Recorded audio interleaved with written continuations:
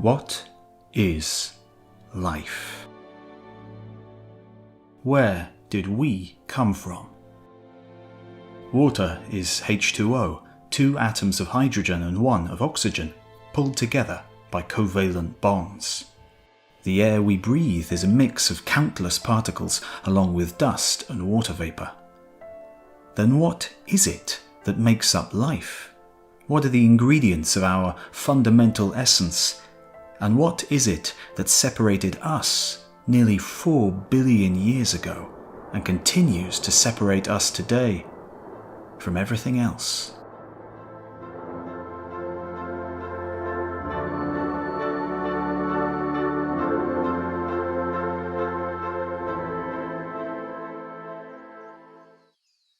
Though no doubt many individuals in the ancient world concerned themselves with these great questions, it was the Greeks from around the 7th century BC onwards who turned it into a viable career path. Many philosophers of the Greek world, the like of Epicurus, Lucretius and Plato, preoccupied themselves with where life came from. The overwhelming conclusion was that life begets life. But what of the first life? What begat that? In the 4th century BC, Aristotle concluded that living things arise spontaneously from non-living matter, as long as that matter contained pneuma, or vital heat. Worms, he surmised, arose spontaneously from decaying manure. Insects sprang forth from the morning dew, and eels slithered newborn from nothing more than wet ooze and rotting seaweed. Remarkable as this may seem to us now, Aristotle's ideas of spontaneous generation dominated thinking on the origin of life for nearly 2,000 years. The scientists that followed in his footsteps devising ever more complex recipes for higher forms of life.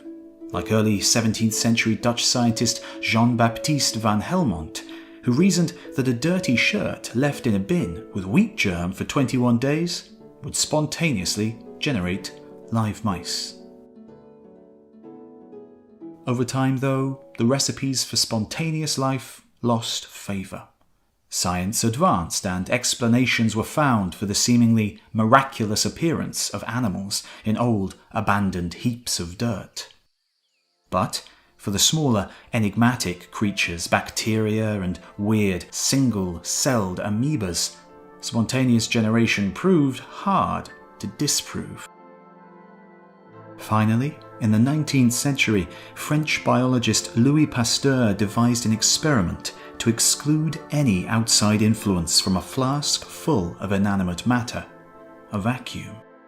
When the flask remained sterile, the concept of spontaneous generation was proved to be false. Matter alone could not make life, after all. To this day, no laboratory has been able to pull life from its absence. Frankenstein remains a fiction. Life, and only life, has continued to beget life. And yet, we know today that the Earth formed more than 4 billion years ago without life. No living thing could have survived the convulsions of the Hadean Eon. But here we are today, on an Earth brimming with, overflowing with living beings of every imaginable form and function. From rainforest to desert, from the highest peaks to the deepest ocean depths, life thrives. So, it is abundantly clear, at some point between 3 to 4 billion years ago, matter did make life. The final act of spontaneous generation in history, the origin of life on Earth. The questions that remain are how and from what?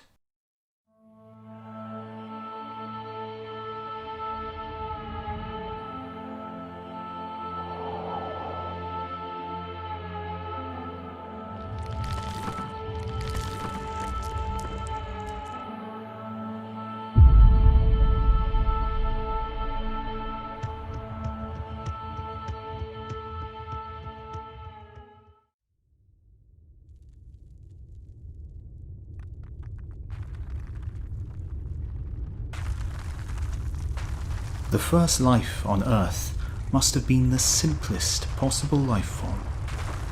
No mice could have sprouted spontaneously into being on a late Hadean eon Earth.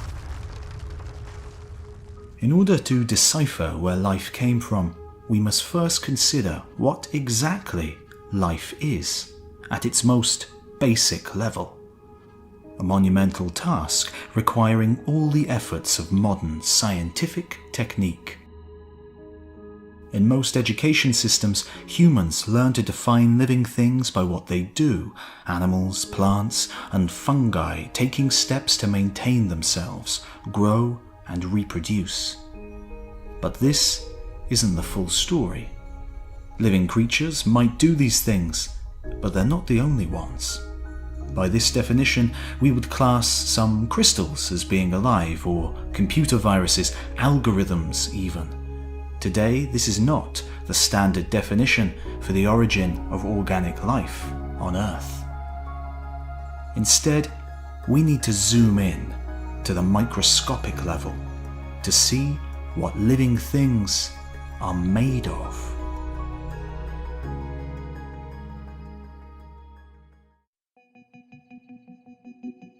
The simplest forms of life today, bacteria, have two basic ingredients. A self-replicating molecule like DNA that contains the instructions for making another one of itself.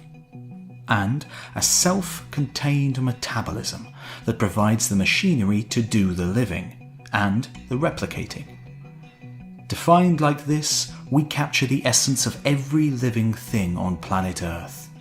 Everything is made up of cells, like the bacterial cell, which, at their core, have a self-replicating molecule and a self-sustaining metabolism. This definition gives viruses a place on the road to life too, even if they don't quite qualify. These tiny structures have a self-replicating molecule within them, just like every other living thing. But they lack the machinery to do anything with that molecule. Instead, they must hijack other organisms to borrow the organic factories that will allow them to reproduce. Some scientists would class them as alive. Others would not. Some even think that they may be a piece in the puzzle of life's origins, a kind of halfway point between living and dead. So a self-replicating molecule and a metabolism were the two inventions needed for the very first life forms. But they're not simple inventions. Our DNA is a giant, complex macromolecule, a long double strand made up of millions of smaller, simpler molecules. They themselves built from atoms of carbon, oxygen, hydrogen, nitrogen, and many more. The modern metabolism built around this monster molecule is a complex organic factory too, each part finely tuned to a particular function and interdependent on everything else to keep running. Of course, life couldn't start out with something so elaborate. Its beginnings were necessarily much simpler, using basic building blocks that already existed on the early Earth, or that were made for the first time inside its young oceans. So, to find the true beginning, we have to go back and examine the chemical composition of this young world.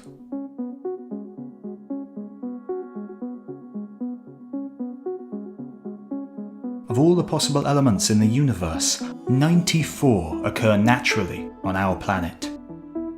Every element is characterized by its behavior, its affinity for other elements, and the energy needed to make or break connections.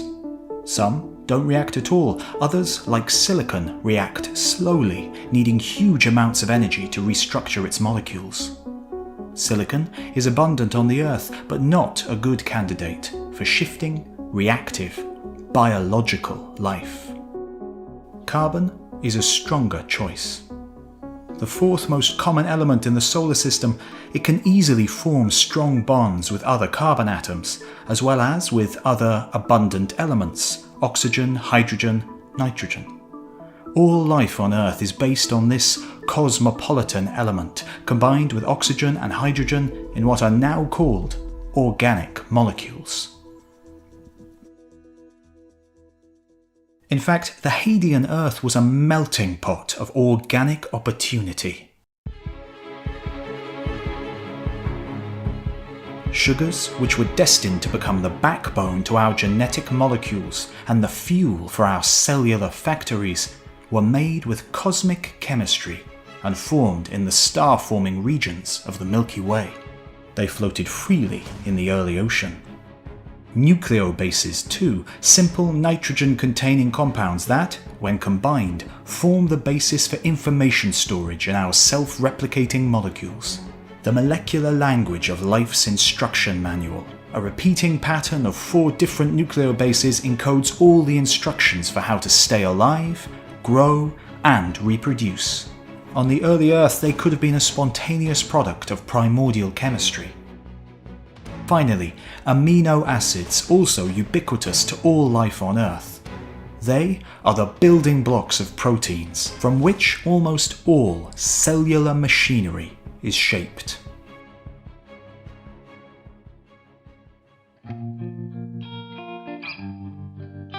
To prove this, back in the 1950s, 2 American scientists, Stanley Miller and Harold Urey, designed a now famous experiment to try and create these amino acids from what they believed the composition of the early atmosphere to be.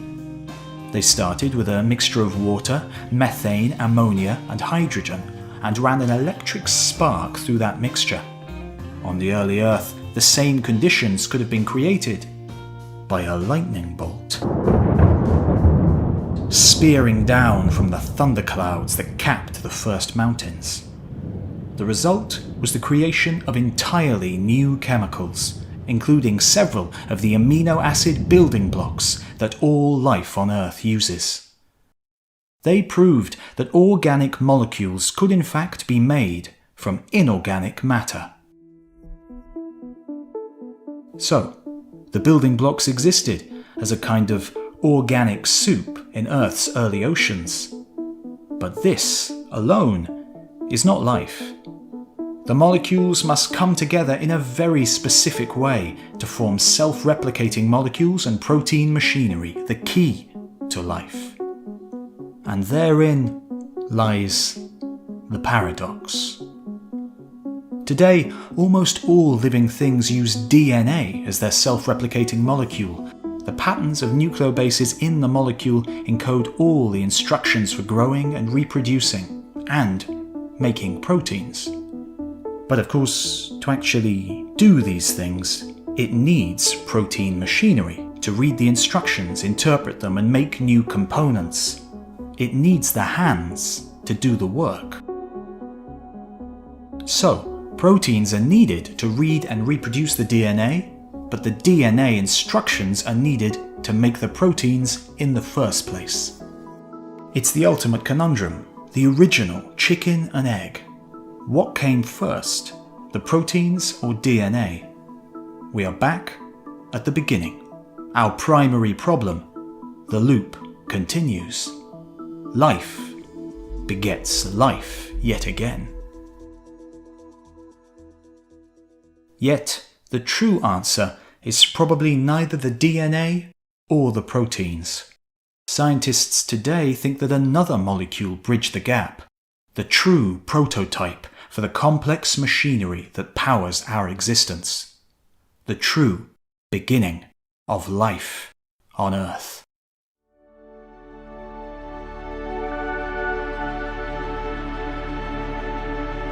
Beneath the churning chaos of Hadean Earth's deep oceans, potentially for the first time, a molecule successfully replicates itself. RNA, as it is known, is a self-replicating single-stranded molecule similar to, but simpler than, DNA. It can replicate, but it can also knot itself up into 3D structures very similar to the protein machinery used in living things today. Scientists believe RNA could have been a catch-all molecule that performed all the functions of early metabolism and replication. The result would have been what scientists call the RNA world, where all of biology is made up of this single-stranded nucleobase pattern.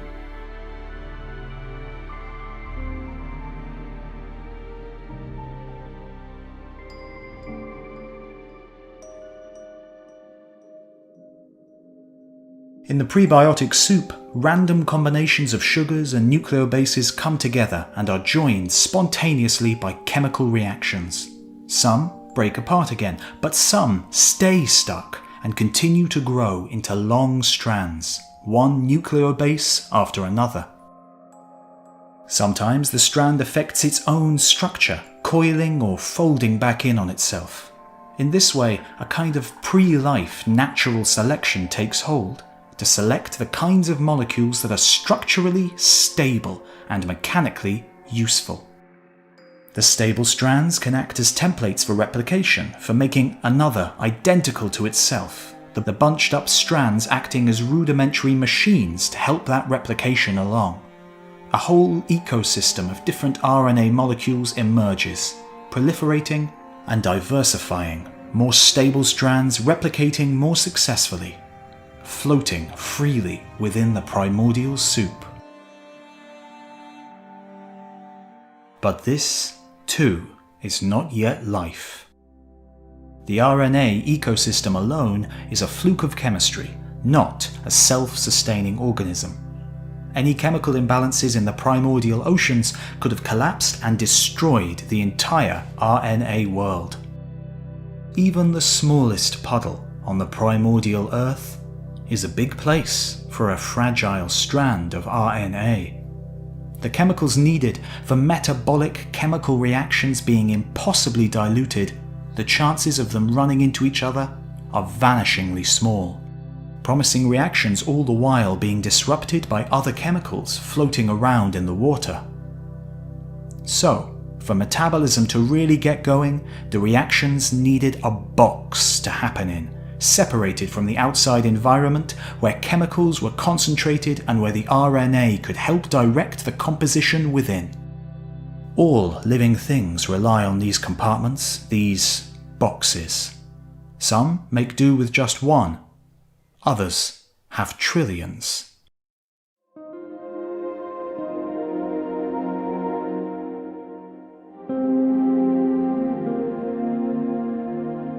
Just like the machinery within, the earliest cells probably looked very different to today.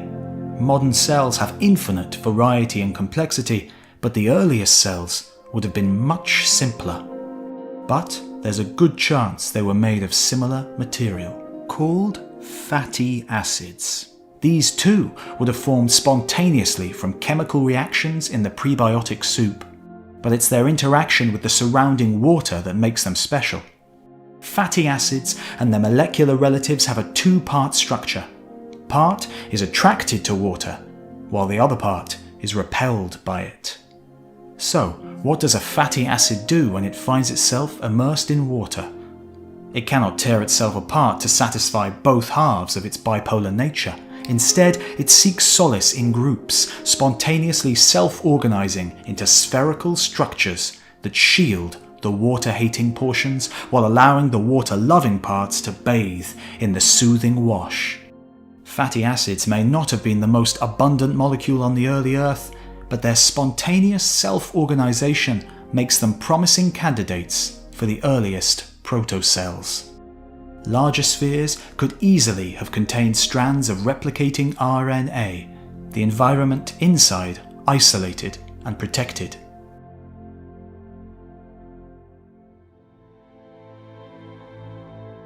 Chemical reactions can happen in this new concentrated internal environment. They can be influenced and directed by the RNA strands, and the changes inside influence the strands themselves. The first tentative metabolisms arise, natural selection of chemical stability, meaning that only those concoctions that favour self-preservation and perpetuation can stick around. From star-born atoms and molecules concentrated on the young Earth's volatile surface, giant macromolecules formed, found ways to reproduce, and pass their success on to new generations, with survival the sole purpose, improving and warping along the way. Just this one time, life arose spontaneously. Matter begat life, allowing life to beget life for another 3.5 billion years and counting.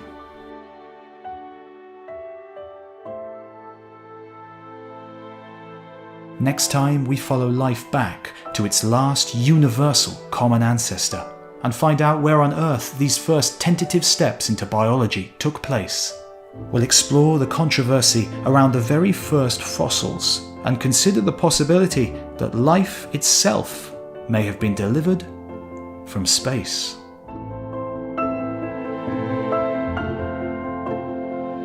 You've been watching the entire history of the Earth. Don't forget to like, subscribe and share, and let us know in the comments what you'd like to see covered in the future. Thanks for watching, and we'll see you next time.